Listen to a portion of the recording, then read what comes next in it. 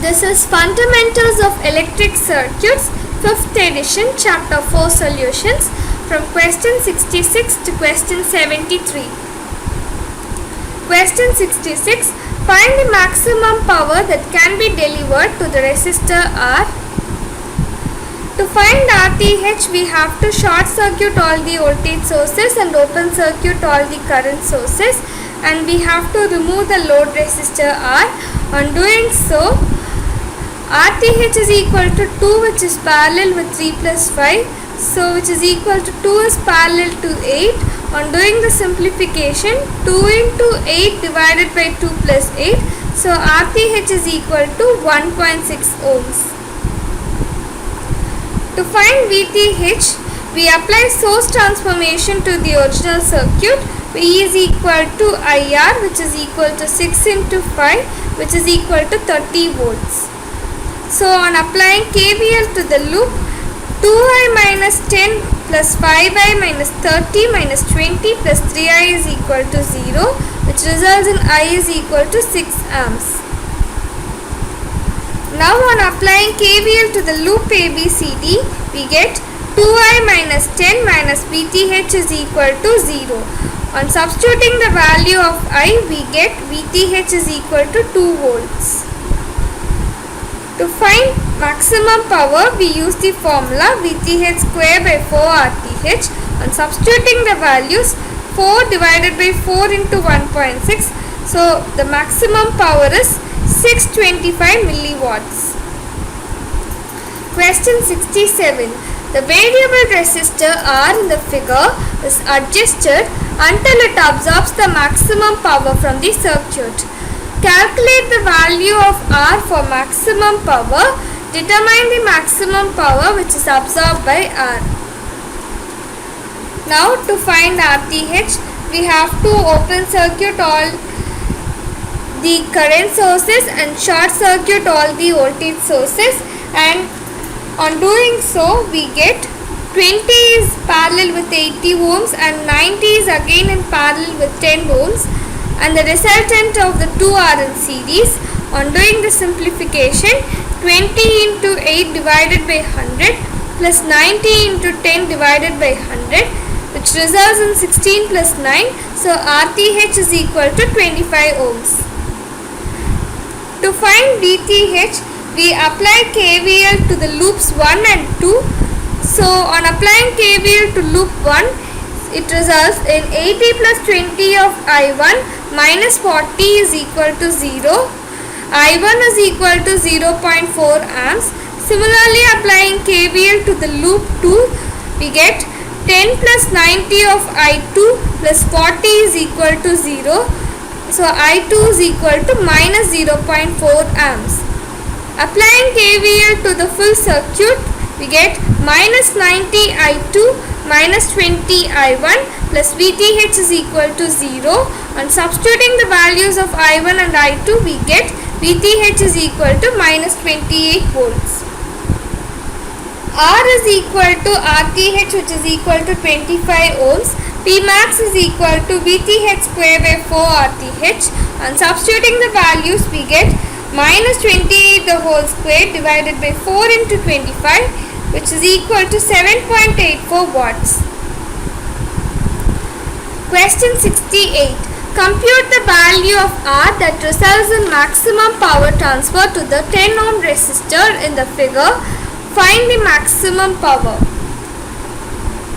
Removing the 10 ohm resistor, we get R and 20 are in parallel. So RTH is equal to R into 20 divided by R plus 20. So VOC is equal to VTH, which is equal to 12 into 20 divided by R plus 20 plus minus 8.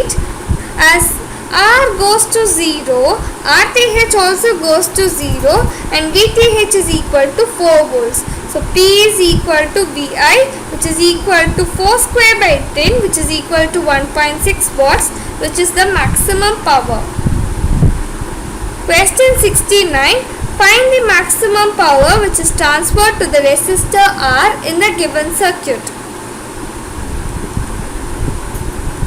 To find VTH, We apply the nodal analysis at the node 1. We get 100 minus V0 by 10 is equal to V0 by 40 plus V0 minus V1 by 22.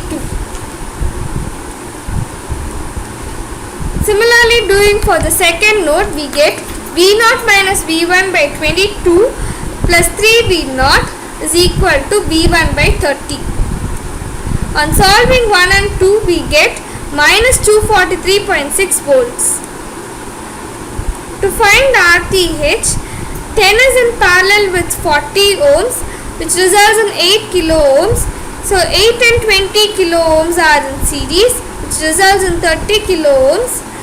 So on applying nodal analysis at node V0, we get 1 plus 3V0 is equal to V1 by 30 plus V1 by 30, which is equal to V1 by 15. So 15 plus 45 V0 is equal to V1, but V0 is equal to 8 into V1 divided by 30. Substituting this value, we get 15 plus 45 into 8 into V1 by 30 is equal to V1. So V1 is equal to minus 1.3636 volts. So RTH is equal to V1 minus 0 by 1, which is equal to minus 1.3636 kilo ohms. So as RTH is negative, it indicates an active circuit, and if you now make R equal to 1.3636 kilo ohms, then the active circuit will actually try to supply infinite power to the resistor. So Pmax is equal to VTH square by minus 1363.6 plus 1363.6 the whole square into 1363.6. On doing the simplification, we get Pmax is equal to infinity. Question 70. Determine the maximum power which is delivered to the variable resistor R. From the above diagram, we find Vx is equal to 0 as it is an open circuit. So VTH is equal to 4 into 15 divided by 15 plus 5 based on the voltage division rule. On doing the simplification, we get VTH is equal to 3 volts. Now to find RTH, we apply the nodal analysis at the node 1. We get 4 minus V1 by 5 is equal to 3Vx plus V1 by 15 plus V1 minus V2 by 5. So Vx is equal to 6 into 1, which is equal to 6 volts. Substituting this value in the first equation, we get 258 is equal to 3V2 minus 7V1. So let us consider this as the first equation.